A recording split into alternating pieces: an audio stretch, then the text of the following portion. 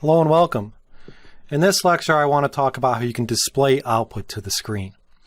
So here I have our example program that we started out with, and our first challenge was to display output to the screen. And so after you look at this code, you probably noticed on line 13, which is our printf, this is the code that's actually displaying the output. And again, this is a basic concept of C that needs to be addressed very early on because you often need to display output to the screen.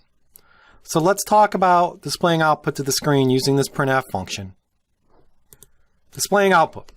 So again, I just mentioned this.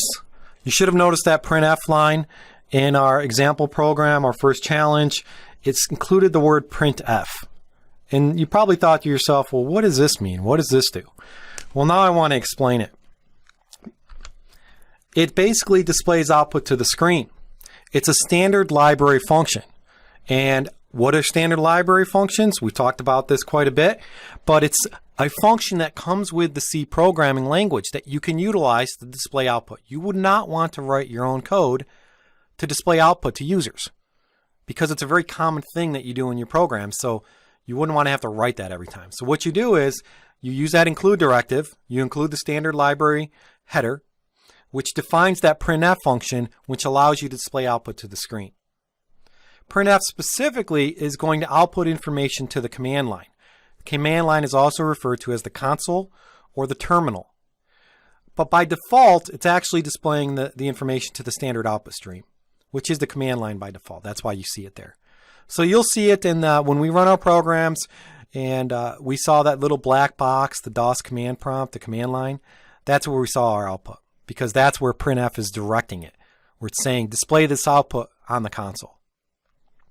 The information displayed is based on what appears between the parentheses of the function itself in the double quotes. So everything inside those double quotes is going to display. Now the printf function itself can get much more complicated using format specifiers, which we're going to discuss later.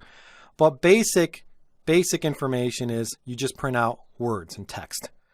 And anything in between those double quotes is going to be displayed to the output. The other important thing to notice here, and I mentioned in a previous lecture, is it's a statement, so it's going to end in a semicolon. The semicolon tells the compiler, we're done, we're printing this information, now we're completed printing that information. So the function itself, it's probably one of the most common used functions in C, because you often need to display output. It will be the function that we use most in this class, because you can use it for many things. Now, so far in our example first program, we just displayed some text, some output to the screen. But it's very easy, it's very convenient to also display program results, besides just text inside quotes. You can also display values of variables and the results of computations. So what this means is it can be used for debugging. It can be used as a technique to display values of variables in your program while it's running. You can also use it to see where you are in your code as you're executing. And this is one of the reasons I wanted to cover it so early, because we're going to use it as a debugging technique so we can see what's going on in our program as it's running.